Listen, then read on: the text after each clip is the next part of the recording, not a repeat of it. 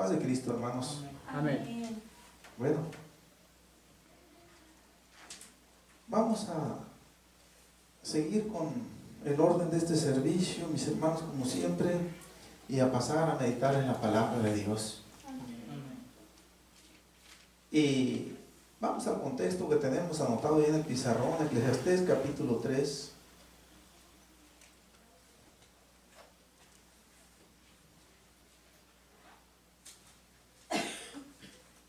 Versículo 1 al versículo 8.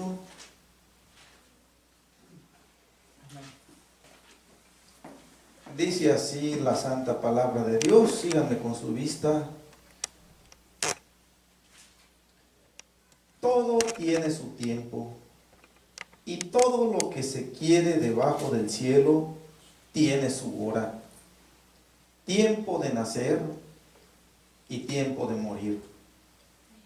Tiempo de plantar y tiempo de arrancar lo plantado.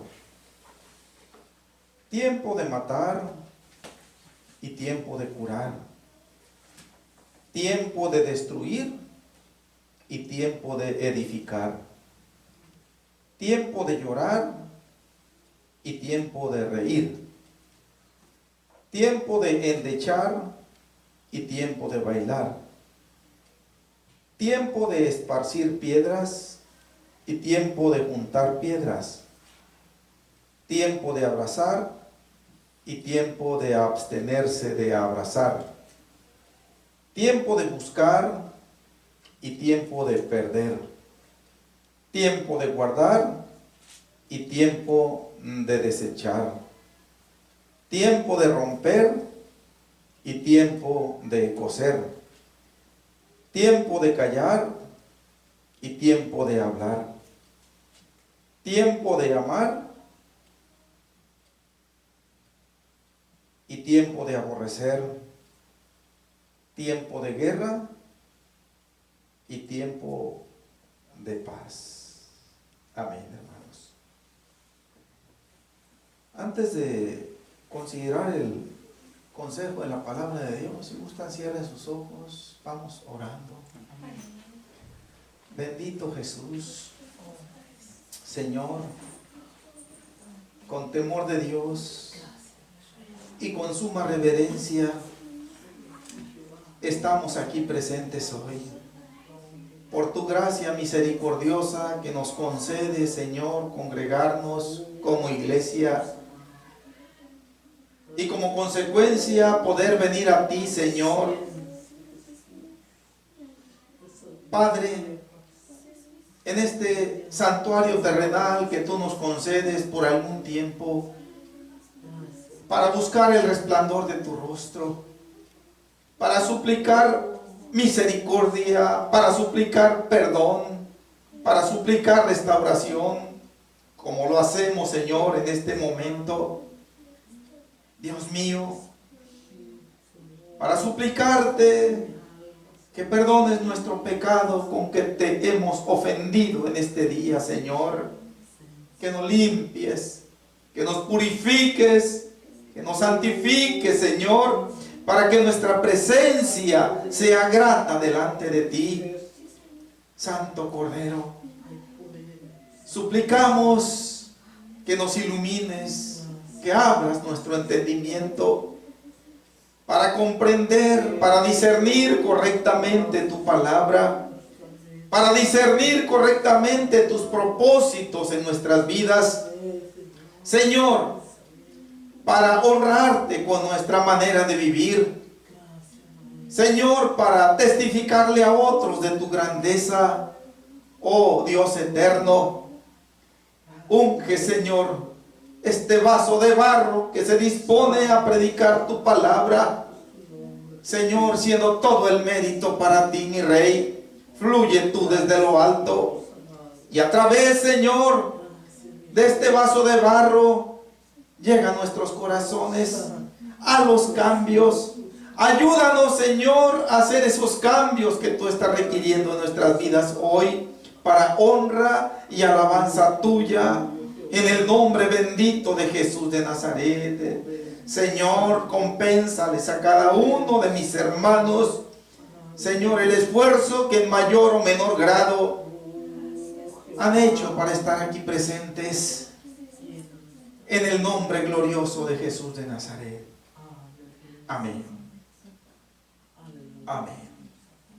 Gloria a Dios.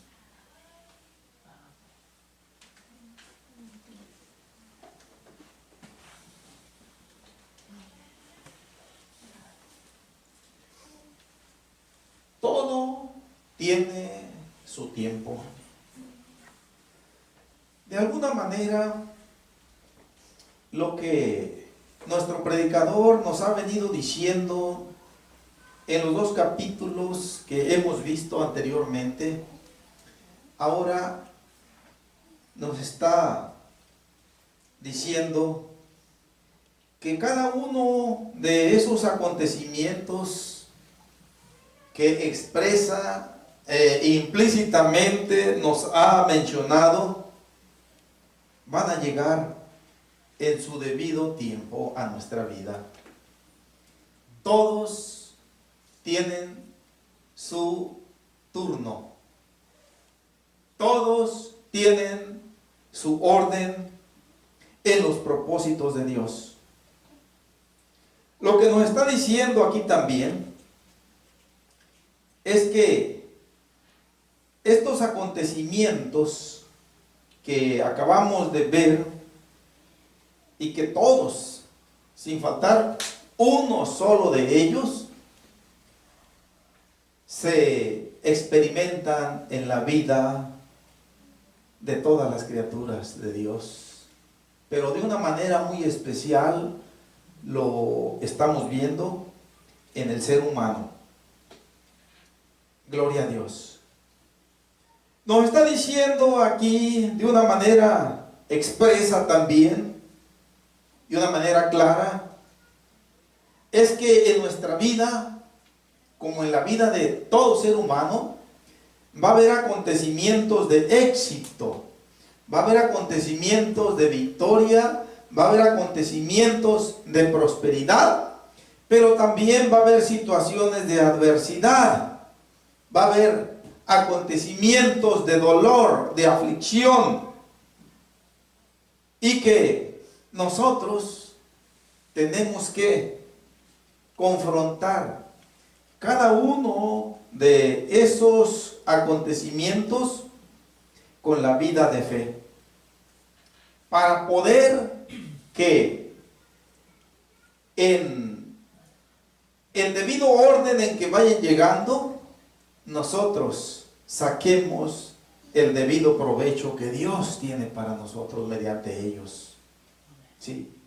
Nos está diciendo que Dios ha determinado esto porque son cosas necesarias que pasen en la vida.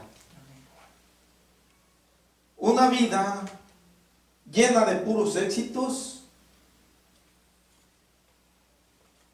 nos empezaría a engrandecer en nuestro ego, en nuestro orgullo, nos empezaría a enaltecer regularmente, y los fracasos que el Señor intercala en nuestra vida de alguna manera sirven para que eso no suceda, que no nos exaltemos, que veamos nuestra realidad limitada y que sobre todo siempre busquemos esa dependencia de Dios, que es la que nos va a garantizar enfrentar todos los sucesos que Dios propicie en nuestras vidas. Gloria a Dios.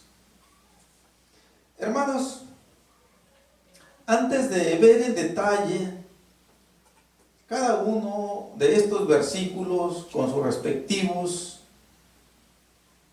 acontecimientos, con sus respectivas experiencias que nos menciona aquí nuestro predicador en este contexto, vamos a hacer una especie de introducción. De hecho, Dios nos está previniendo para que en nuestra vida nunca nos dejemos aprisionar por la desesperación. Nunca nos dejemos nosotros aprisionar por la preocupación, por el estrés, por la duda, por la inseguridad. Que siempre nosotros estemos dependiendo de Él y con ello nosotros vamos a llevar una vida de paz, de tranquilidad, y no vamos a estar en zozobra, no vamos a estar nosotros temerosos de lo que suceda hoy o en el futuro en nuestras vidas, o en el futuro en las vidas de nuestros seres queridos. Sí, si nosotros tenemos el cuidado de confiar en el Señor, vamos a tener la plena seguridad de que todo lo que Dios propicie en nuestras vidas va a redundar en bendición, va a redundar finalmente en victoria. Y adelantándonos un poco, aquí en este libro, quiero que me acompañen al capítulo 7, que de alguna manera viene resumiendo todos los acontecimientos que acabamos de leer en el contexto del capítulo 3. En el capítulo 7 de este libro, versículo 14 solamente, dice así: en el día del bien, goza del bien, y en el día de la adversidad, considera. Dios hizo tanto lo uno como lo otro, a fin de que el hombre nada halle después de él. Amén. Aquí en este versículo, mis hermanos, el predicador nos está alentando, nos está de alguna manera animando para que entendamos, que tengamos bien presente nosotros que cualquier cosa que sucede en nuestra vida va a ser una providencia de Dios, y que si nosotros vamos caminando con Él, vamos a tomar todo esto con la debida gratitud. Notemos que el predicador nos está diciendo que en el día del bien, gocemos del bien. Esto es muy importante tenerlo en cuenta, mis hermanos, porque todos los acontecimientos que se relacionan con este factor del bien y que tenemos en el capítulo 3, como nacer, plantar, curar, edificar, reír, bailar, etcétera, no son duraderos para siempre. Vienen a estar en nuestras vidas por un tiempo limitado, por un tiempo determinado. Y lo que Dios nos enseña es que durante ese tiempo determinado, nosotros lo aprovechemos, lo recibamos con gratitud y que le saquemos todo el provecho que sea posible. Goza del bien, goza del favor de Dios, goza de la dádiva de Dios. Son muchas. A cada día nosotros podemos experimentarlas. Para empezar, con el don de la vida. Y de ahí se abre una gran gama de bendiciones que nosotros pudiéramos tomarnos un buen tiempo en enumerarlas. Una de ellas es estar aquí presentes. Otra de ellas es tener el privilegio y la responsabilidad de escuchar la voz de Dios a través de su palabra, que es muy importante para una buena dirección espiritual en nuestras vidas. De comunicarnos con nuestros seres queridos a corta o a lejana distancia, de recibir buenas noticias, de deleitarnos en todo aquello que se encuentra en esta pequeña palabra que dice que es el bien, sinónimo de bienestar, sinónimo de prosperidad, de éxito.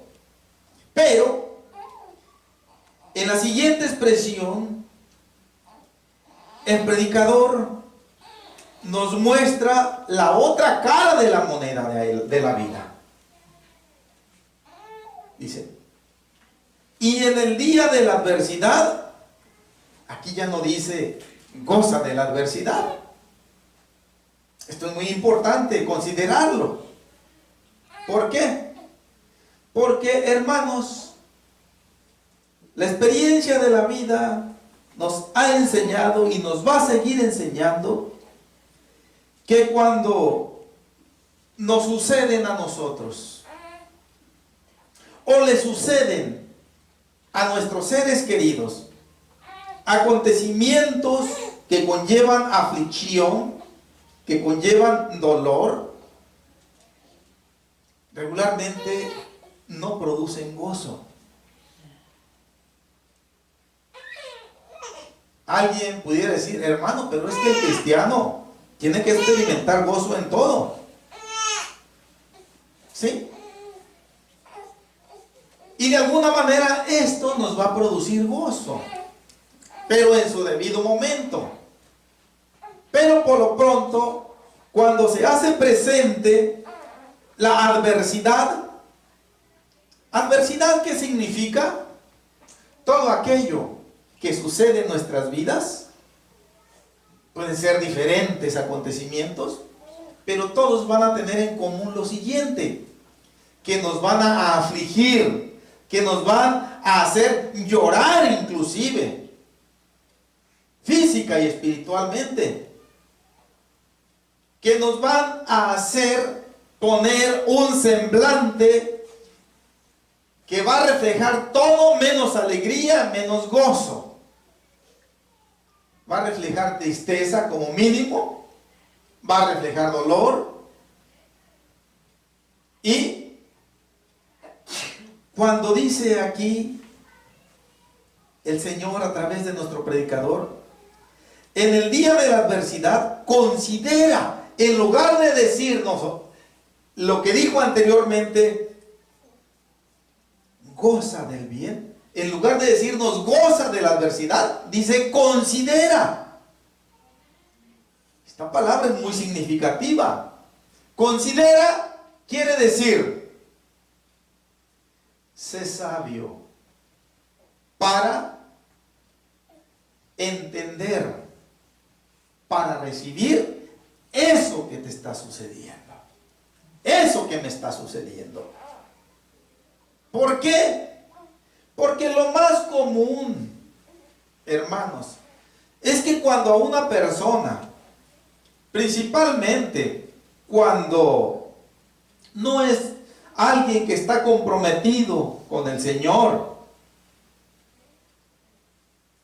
lo más normal es que le eche la culpa a Dios muchas veces. Lo más normal es que le eche la culpa al destino, y lo más normal en muchas ocasiones es que se va a blasfemar contra Dios.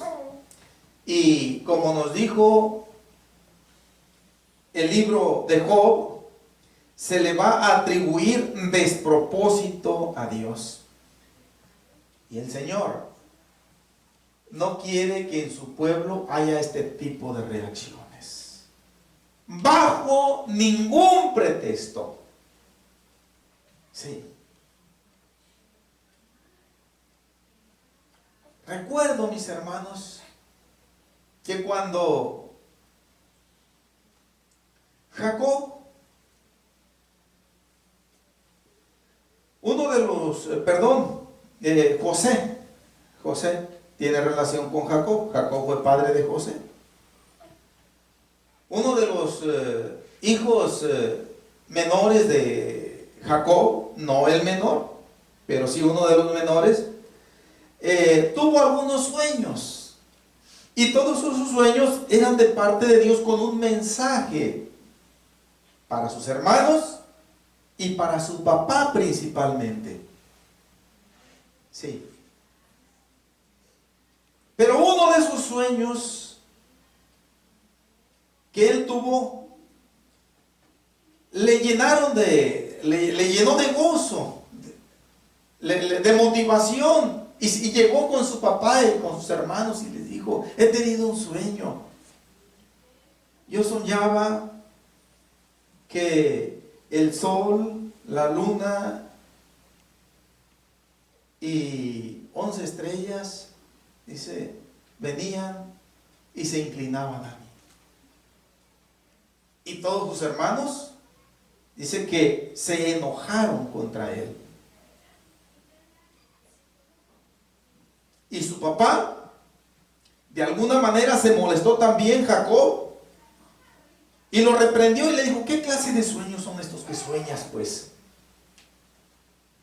Como si estuviera en uno el soñar lo que uno quisiera y cuando uno quisiera. Pero José no le contestó nada. Cuando Jacob lo dijo: ¿qué clase de sueños son estos que sueñas? ¿Qué clase de sueños es este que has tenido?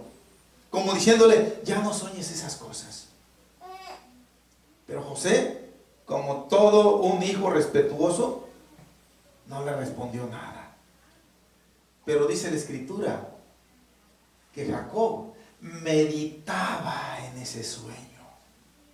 Después de que reprendió a José, dice que meditaba en ese sueño.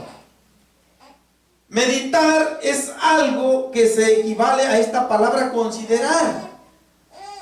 Y pudiéramos decir, Jacob consideraba el sueño y veía en él un mensaje de Dios, que aún cuando no lo podía comprender, discernir con toda la claridad posible, pero él percibía que Dios le estaba enviando un mensaje que tenía que tomarlo en cuenta y que tenía que estar preparado para cuando este mensaje se cumpliera. Jacob fue un hijo de Dios. Jacob consideró, vamos a decirlo de alguna manera, aquel sueño que conllevaba adversidad, porque era una irreverencia muy grande, era una falta de respeto muy grande, que los hijos mayores, más todavía que los padres, se inclinaran ante un hijo. Era algo impensable en la mentalidad judía y en la mentalidad de los pueblos de la antigüedad. No obstante, Jacob en su momento, dice, consideró el sueño y ya no reprendió a su hijo, sino todo lo contrario, estuvo. Quizás no alcanzamos a ver eso en la palabra de Dios, pero él estuvo pensando en ese sueño bastante tiempo, e inclusive podemos nosotros atrevernos a afirmar que él estuvo pidiendo a Dios que le revelara el significado, que le enseñara lo que quería él mostrarle y que lo capacitara para tomar la postura apropiada cuando ese sueño se realizara. Por la palabra de Dios nosotros vemos allá en el libro de Génesis que en su tiempo, porque aún ahí todo tiene su tiempo, en su tiempo Dios hizo que ese sueño se cumpliera. Propició acontecimientos adversos, dolorosos en la vida de José, que fue vendido y fue llevado a Egipto como esclavo prácticamente. Allá fue revendido y después Dios en su tiempo lo visitó con grandes victorias, con grandes bendiciones. Bien, quise poner un ejemplo de lo que es la palabra considerar. Sí, cuando nosotros, hermanos, recibimos de parte de Dios, de diferentes maneras esto puede suceder. De hecho, ha sucedido muchas veces en nuestra vida. Puede ser esto mediante un sueño. Puede ser esto mediante un sencillo consejo de algún hermano, de alguna hermana, inclusive de parte del pastor. Puede consistir esto en una fuerte reprensión también, que Dios puede hacernos por conducto de a quien Él le plazca. Y no solamente puede ser mediante un miembro de la iglesia, puede ser por conducto de una persona inconversa inclusive. Si nosotros somos creyentes sinceros, si nosotros somos cristianos honestos, no vamos a reventar para increpar con reproches a aquel que nos está hablando en ese tono. Vamos a considerar antes de emitir alguna respuesta impulsivamente, que lo más probable va a ser reprobar ante el Señor. Nuestro compromiso es considerar, meditar. ¿Y cómo se considera o cómo se medita? Con el silencio para empezar. Recuerdo que cuando aquellos ángeles, vamos a Lucas, pero no dejemos Eclesiastés 7.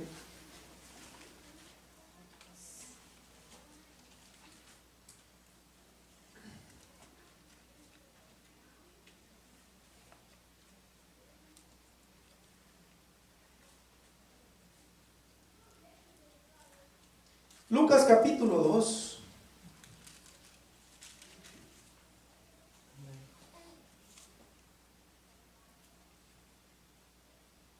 Otro ejemplo de considerar o meditar. Son palabras sinónimas que tienen una aplicación común. Estamos Lucas capítulo 2. Amén. Versículo 15 en adelante.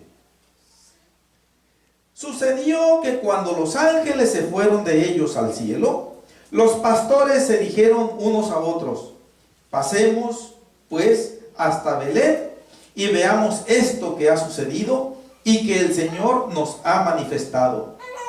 Vinieron pues apresuradamente y hallaron a María y a José y al niño acostado en el pesebre. Y al verlo dieron a conocer lo que se les había dicho acerca del niño. Y todos los que oyeron se maravillaron de lo que los pastores les decían. Pero María guardaba todas estas cosas, meditándolas en su corazón, considerándolas en su corazón.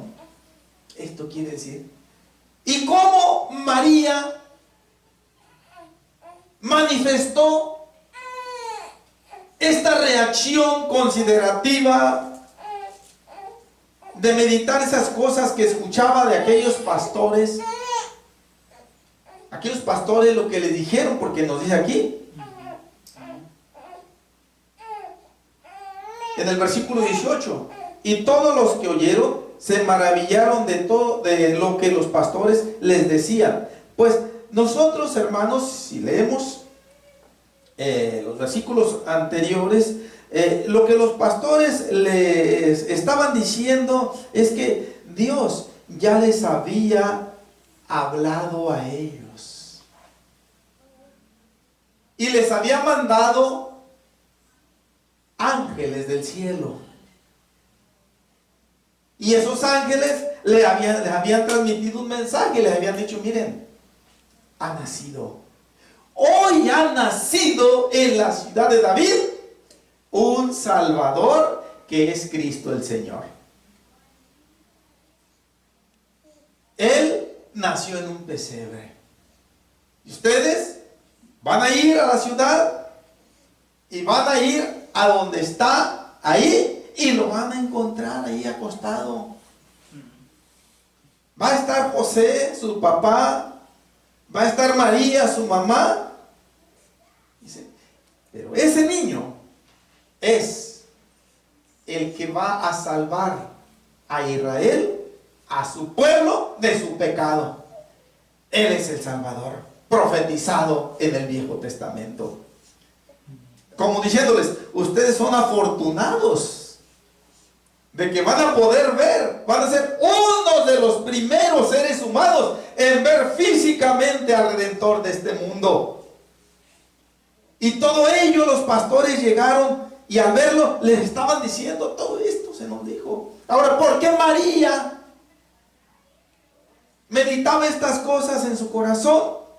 Porque acordémonos que cuando el ángel Gabriel visitó a María, le dijo precisamente eso, que iba a concebir en su vientre al Salvador. ¿Sí?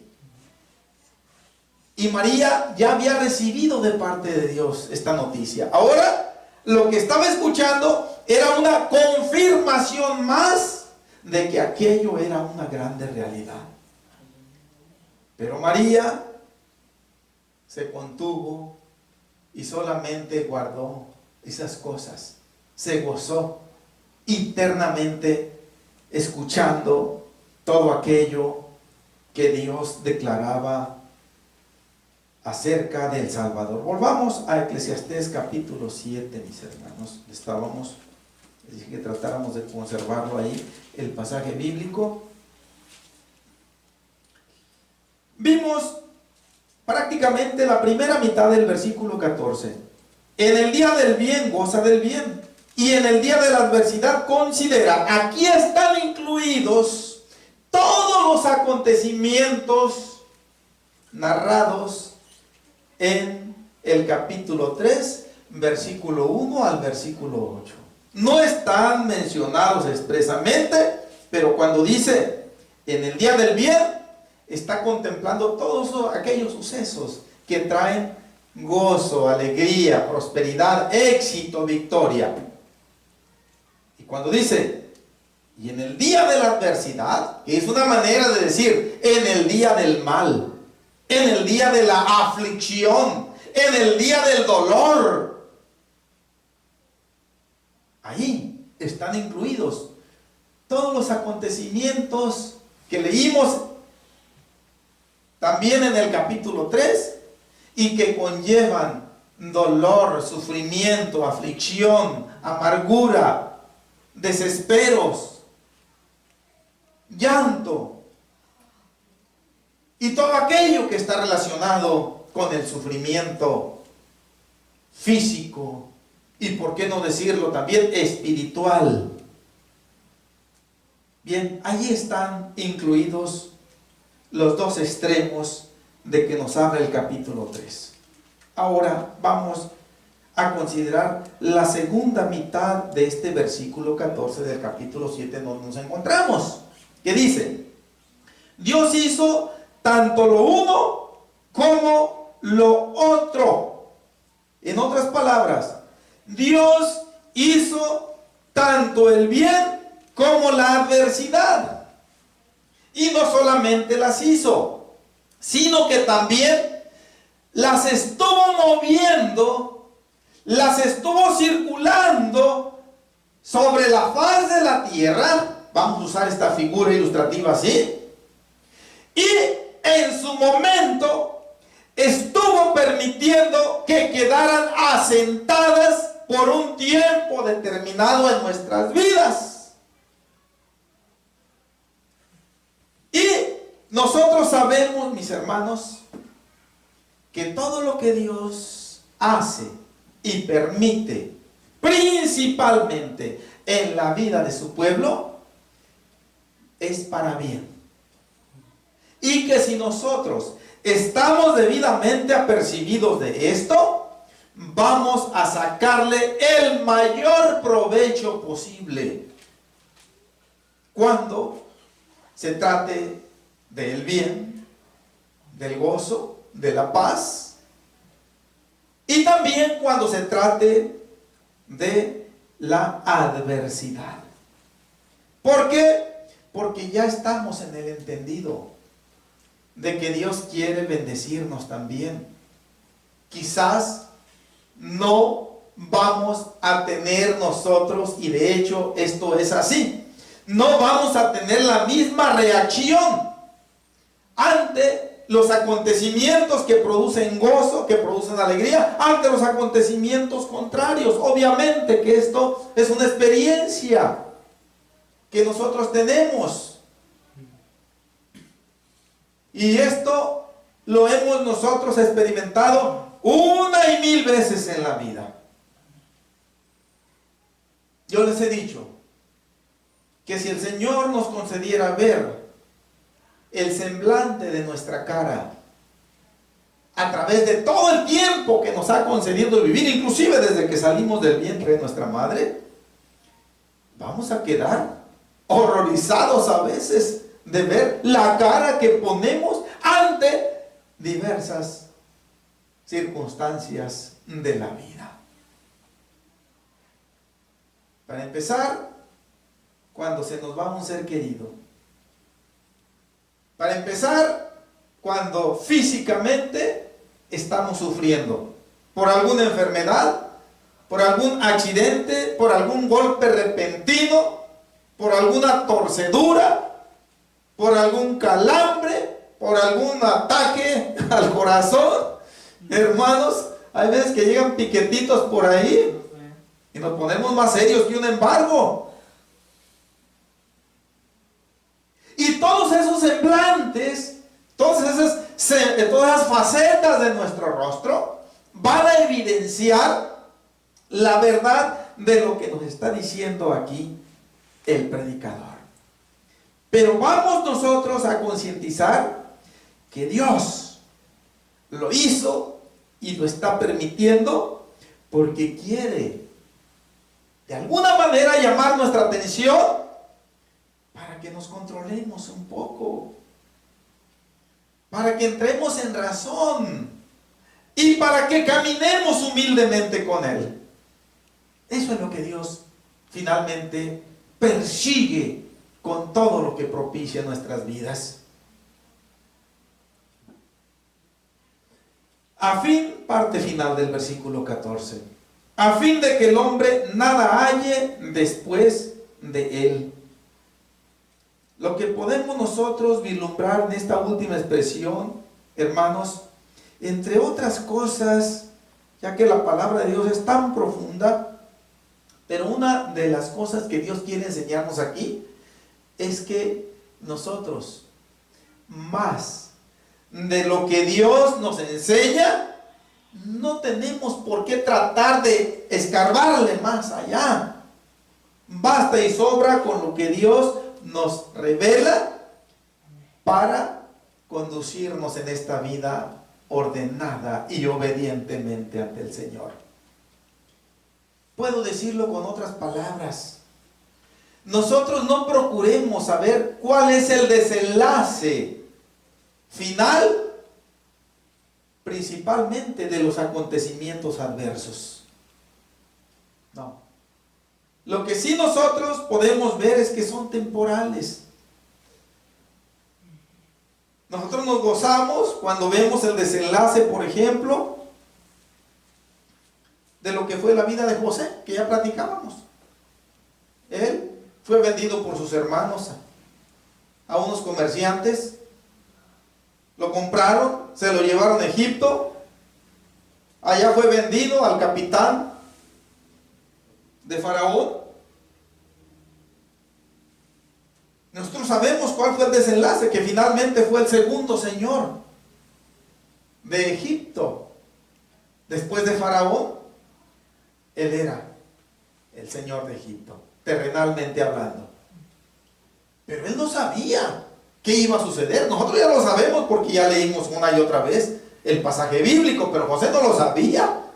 Aún, sin embargo, en esa experiencia, nosotros podemos aprender que a pesar de que José no sabía, de todas maneras, dice que él nunca dejó de confiar en Dios. Como ser humano, tuvo sus flaquezas, como todos las tenemos. Tuvo sus hierros, como todos los tenemos. Pero él básicamente confió en Dios. Y la prueba la tenemos como el Señor lo exaltó. Sabemos el desenlace de Moisés, de Abraham y de muchos más, de Daniel en el foso de los leones, de aquellos 3 jóvenes hebreos cuando fueron echados en el horno de fuego. Sabemos el desenlace, pero ellos no lo sabían. Aún, sin embargo, ellos consideraron, meditaron y dijeron: si le estamos sirviendo a Dios, Él se va a encargar de que nosotros finalmente salgamos victoriosos. Como así sucedió. Entonces, ahora nos toca a nosotros estar en la carrera de la vida. Entramos en el relevo hace un tiempo y ahora somos nosotros los que tenemos el compromiso de meditar o considerar ante la adversidad y estar bien conscientes de que Dios ha hecho tanto lo bueno como lo malo, y que no solamente lo ha hecho, sino que mueve ambos acontecimientos para que nos visiten una y otra vez en nuestras vidas, y también nos enseña que cuando eso suceda, nosotros no le preguntemos a Dios por qué. Es lícito que le preguntemos al Señor, pero no es permitido que lo hagamos con un propósito de amargura o de reproche, como diciendo: pues ¿qué fue lo que hice? Si nosotros tenemos un mínimo de conocimiento de nuestro estado de perdición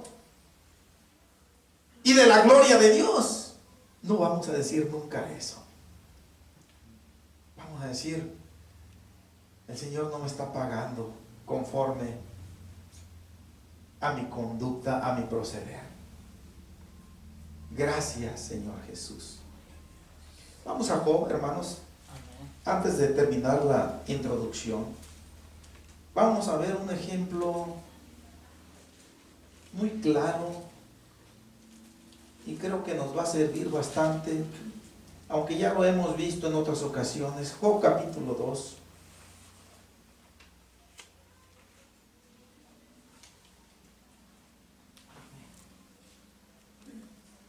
Acompáñenme del versículo 7 en adelante. Job 2, 7 en adelante. Entonces salió Satanás de la presencia de Jehová e hirió a Job con una sarna maligna desde la planta del pie hasta la coronilla de la cabeza. Y tomaba a Job un tiesto para rascarse con él, y estaba sentado en medio de ceniza. Entonces le dijo su mujer: ¿aún retienes tu integridad? Maldice a Dios y muérete. Y él le dijo: como suele hablar cualquiera de las mujeres fatuas, has hablado. ¿Qué? ¿Recibiremos de Dios el bien y el mal no lo recibiremos? En todo esto no pecó Job con sus labios. Lo que Job le está diciendo a su mujer mediante esa pregunta retórica sin respuesta expresa es que nosotros tenemos que estar listos y bien dispuestos para recibir de Dios, dice, tanto el bien como el mal. Y algo más que está implícito aquí. Y debemos mostrar gratitud tanto por el bien como por el mal cuando Dios así determine enviarlo a nosotros. Hermanos, aquí en esta narración nosotros podemos ver con esta ilustración lo siguiente. Prácticamente Satanás le había dicho a Dios, te apuesto a que Job te está sirviendo por interés. Te apuesto lo que quieras a que Job te está sirviendo porque tú lo tienes bendecido. Pero nada más retírale esa bendición un poquito y vas a ver si no da a conocer su otra cara que tiene. Y el Señor como que le dijo, te acepto la apuesta. Estoy diciendo estos términos, hermanos, con temor de Dios y con la debida reverencia, para que lo entendamos un poco con más claridad. Le dijo Satanás, nada más toca su carne, toca su hueso, y con eso es más que suficiente. Y en tu misma cara va a renegar de ti. Y te voy a ganar la apuesta. Y el Señor le dijo, ahí está. Está en tu mano. Nada más, no te doy autorización de que toque su vida. Puedes afligirlo en su humanidad, en su cuerpo físico, pero su vida la tienes que respetar.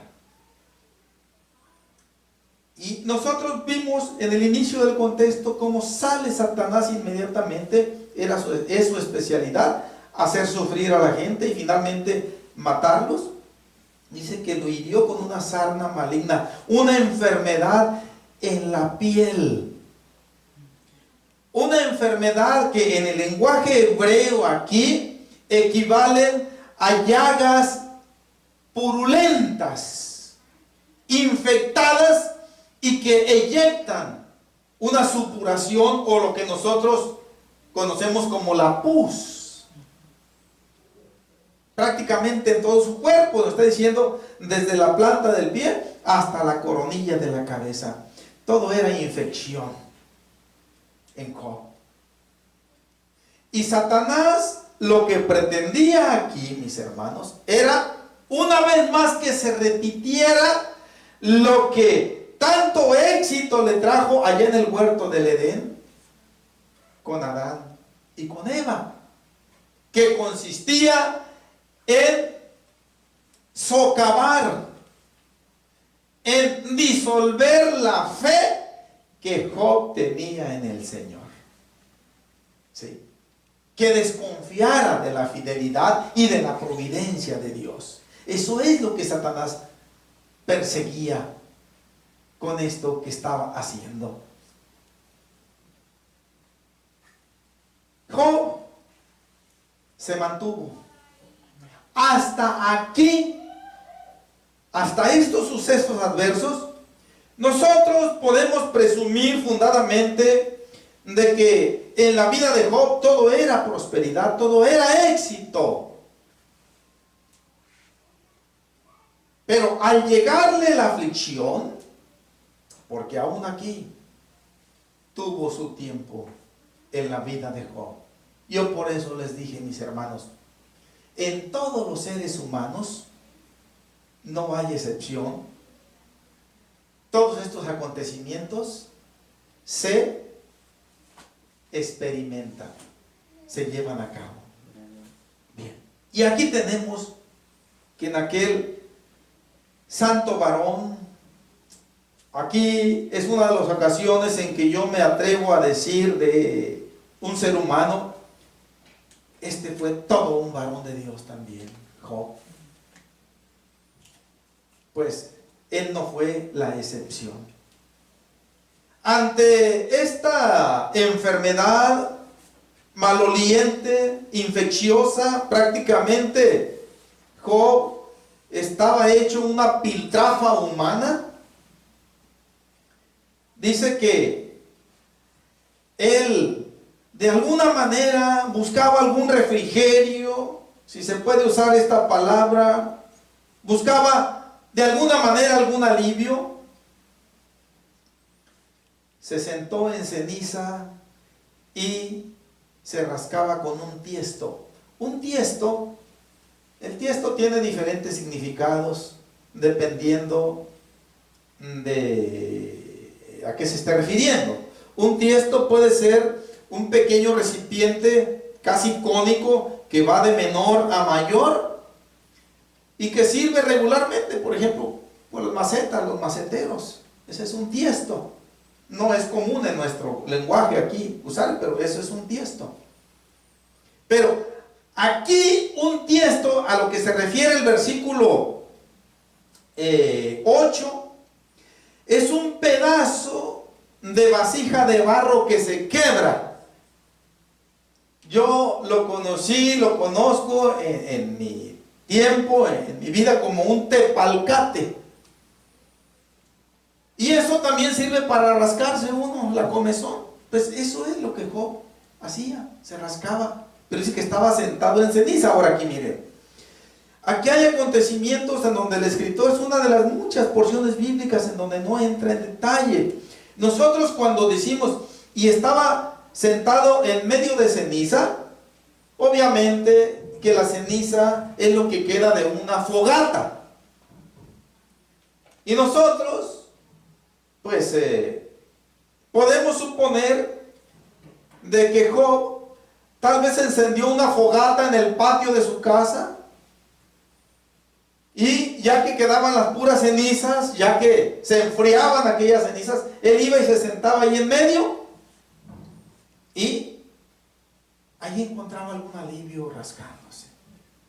Desconozco yo sinceramente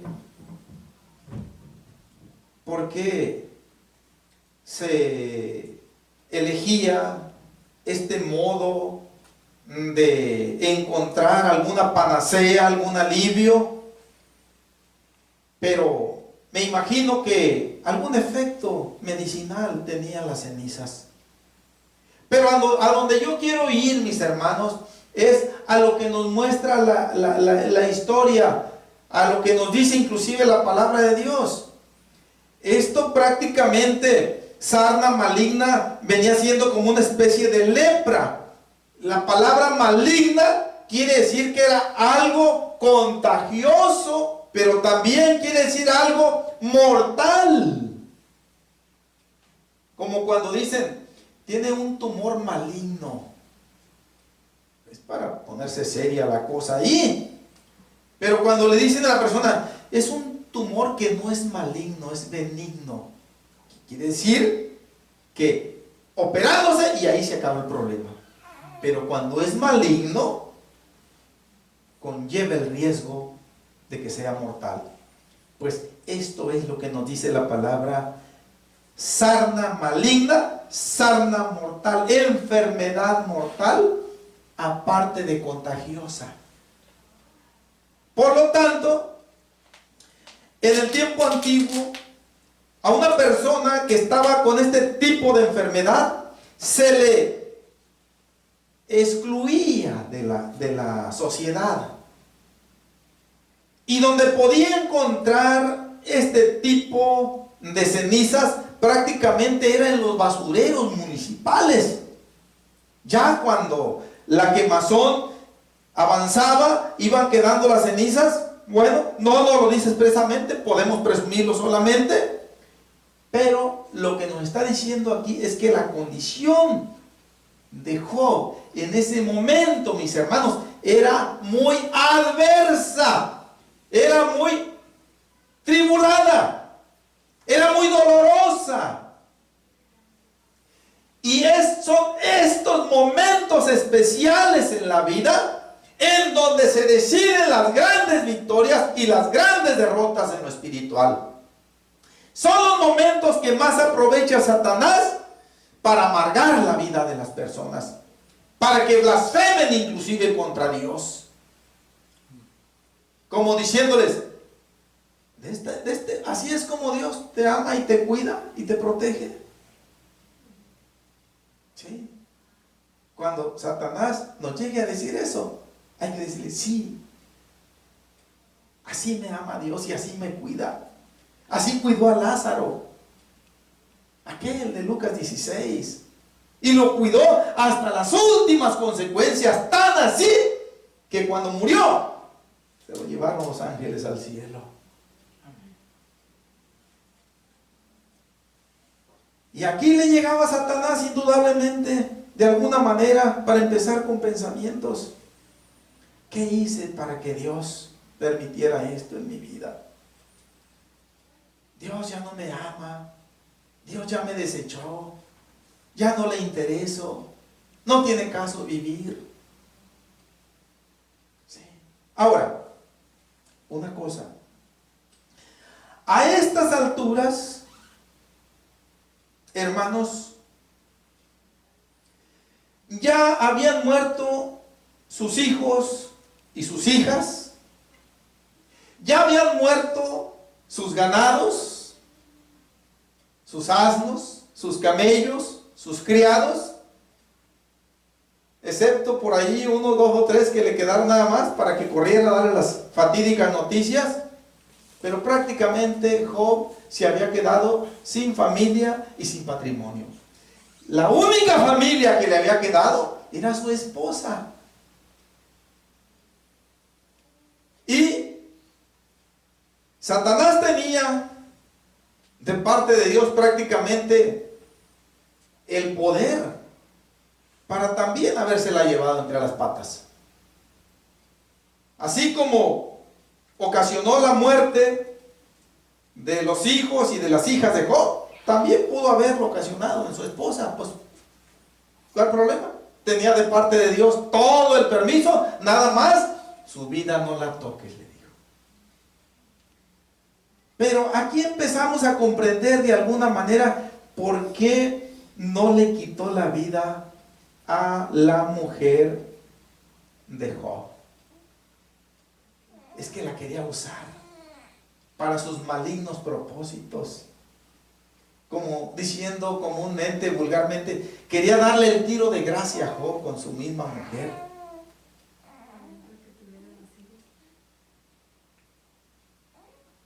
También, aunque Satanás no le interesaba eso. Pero aquel ser querido, que es uno de los más allegados en la vida matrimonial, lejos de acercarse a su marido para darle un consuelo, para darle palabras de ánimo, palabras de aliento, llega y prácticamente lo hunde más. Y le dice en el versículo 9: entonces le dijo su mujer: ¿aún retienes tu integridad? Maldice a Dios y muérete.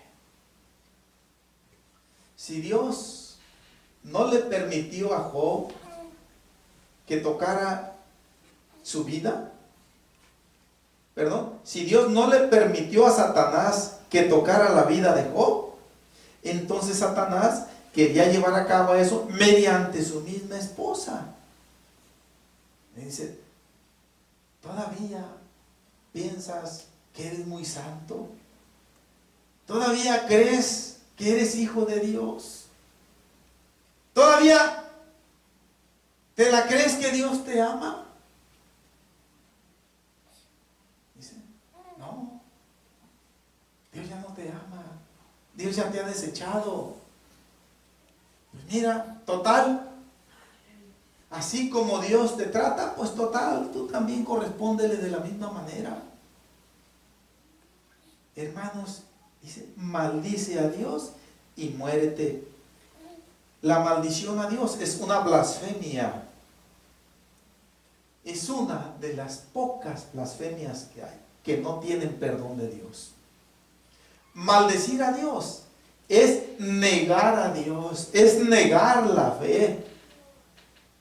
Es como si nosotros, y esto se va a dar en la apostasía, ya se dio en la iglesia primitiva, se va a dar en el tiempo de la iglesia del fin, una gran apostasía, en donde muchos cristianos van a negar su fe y van a negar a su Salvador, al Señor Jesucristo, y van a blasfemar contra Él. Eso es lo que quería Satanás que Job hiciera, pero como él directamente no tenía el permiso de parte de Dios para llevarlo a la misma muerte, quiso hacerlo por conducto de su mujer. Maldice a Dios. Maldiciendo a Dios, espiritualmente prácticamente se estaba suicidando. Espiritualmente. Pero Satanás no se conforma con eso. Él no descansa hasta que lo ve también físicamente muerta la persona. Y muérete. Entonces, tanto espiritual como físicamente, pretendió eliminar a Job. Hermanos, pero qué bonita postura, actitud tan digna de elogio, con la debida reverencia, dicho estas palabras, esta actitud que Job tomó ante los embates de Satanás, que yo puedo decirlo, pudo percibirlos a través de su misma mujer. Y allí en el versículo 10 le dijo, como suele hablar cualquiera de las mujeres fatuas, has hablado. Nosotros vamos a cambiar ligeramente esta expresión y no vamos a alterar el versículo. Job aquí le dijo a su esposa, como suele hablar cualquier mujer mundana, cualquier mujer impía, cualquier mujer que no tiene temor de Dios, así has hablado tú. Como si nunca hubieras escuchado hablar de Dios. ¿Sí? Y ahí fue en donde le dice, y ahí nos conecta, y con esto vamos a terminar la predicación y la introducción de Eclesiastés 3. Esto nos conecta con lo que nos dijo Eclesiastés 3, 1 al 8, y también Eclesiastés 7, 14, que ya estuvimos viendo ese versículo con detenimiento. Y la respuesta que Job da mediante dos preguntas. ¿Qué? ¿Recibiremos de Dios el bien y el mal no lo recibiremos? Aquí la respuesta es clara y es claro que también el mal lo vamos a recibir. Porque si Dios lo está permitiendo, es porque también quiere bendecirnos con Él. En todo esto no pecó Job con sus labios. Dentro, mis hermanos, podemos cerrar la palabra de Dios, el Señor nos concede, vamos a entrar de lleno ahora sí en el capítulo 3 de Eclesiastés. Dentro de las experiencias que yo he visto, que me consta a mí de una manera personal, directa, de ver casos como algo así tipo Job, no en ese extremo, pero sí algo parecido. Fue un hermanito muy amado, siempre yo lo tuve en mis oraciones y en mi corazón. Un hermano de Guamúchil que me tocó conocerlo Desde que yo y mi esposa nos bautizamos, él y su esposa ya estaban en el camino de Dios. Él se llamaba Tolentino Ramos. La hermana se llamaba Otilia, pero no me acuerdo sinceramente de su apellido. Ella murió primero. No recuerdo exactamente de qué murió, de alguna enfermedad. Yo ya me había venido para acá. Pero después, ya que el hermano quedó viudo, pues el hermano siempre se vio firme en las cosas de Dios. Se vio perseverando en el camino de Dios. A mí me tocó asistir a cultos allá para la sierra de Sinaloa, y allá me tocó ver en algunos cultos al hermano, porque él tenía un dompe, un volteo que acarreaba material de la construcción, y en ocasiones llevaba viajes de material hasta Surutato, hasta la mera sierra de Sinaloa para allá, y algunos escasos kilómetros más arriba nosotros tuvimos algunos cultos allá, y allá me tocaba saludar al hermano. Dejaba el camión ahí y se iba de raite para allá y allá. Gozoso me tocaba ver al hermano. De pronto, pues, el hermano padeció diabetes, se quedó sin vista. Después tuvo problemas de los riñones. Le estuvieron haciendo diálisis algún tiempo. Y yo, cuando iba de aquí, pues a ustedes les consta que iba yo aproximadamente cada 6 meses para allá. Siempre traté de visitarlo. A veces iba yo solo, a veces invitaba a algún otro hermano que me acompañara. Pero siempre el hermano me tocaba verlo animado en las cosas de Dios. Y pues si el Señor permite que me esté pasando esto, pues yo le doy gloria a Dios, me decía el hermano. Y me decía, y ya un rato más van a venir a conectarme para hacerme los diálisis. Y en esa condición estaba el hermano. En ocasiones no podía visitarlo porque le estaban haciendo los diálisis, y parece ser que no es un corto tiempo, tardan un rato en hacerle esa limpieza de la sangre. Pero en una ocasión, mis hermanos, pensando yo en mi hermano, yo recibí de parte de Dios la revelación de que Él lo estaba cuidando de esa manera. Ay. Y cuando el Señor me enseñó eso, yo me gocé tanto. Después, cuando supe de su fallecimiento ya a un corto tiempo, dije, Señor, gracias. Cuánto lo amaste, mi hermano. Cuánto lo cuidaste, Señor. Hasta el último momento de su vida, allí estuviste tú velando sobre él. Hermanos, y una de las cosas que el Señor nos quiere enseñar, ya meditaremos en esto con más detalle, es que veamos su providencia, su amor, su cuidado, su misericordia, aún en el momento de la adversidad. Que no tengamos la misma reacción que tuvo la mujer de Job, ni la misma reacción que tiene la humanidad inconversa. Él quiere que su pueblo le muestre gratitud en todo tiempo, en todo lugar, bajo cualquier circunstancia. Vamos orando, mis hermanos. Necesitamos la fortaleza de Dios para poder hacerlo en su momento. Bendito Jesús.